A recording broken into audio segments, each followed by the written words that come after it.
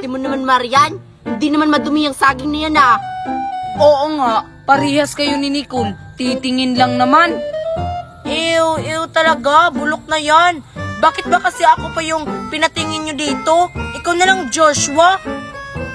Eh bakit pumunta sa akin? Di ba sabi mo ikaw na? Hindi ko talaga kaya. Lalo na yung amoy. Baka magkasakit ako nito. Napaka-OA nyo namang dalawa.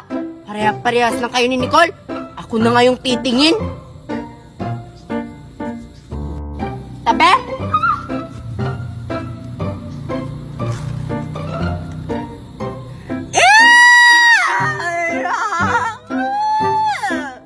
Sabi na wala talagang kayang tumingin ng saging na yan kasi bulok na. Siguro, 1 million years na yung nakasabit dyan. Huwag na lang natin yan kukunin. Wala namang kakain ng saging na yan kasi bulok na. Ang OA nyo talagang tatlo, ako na nga.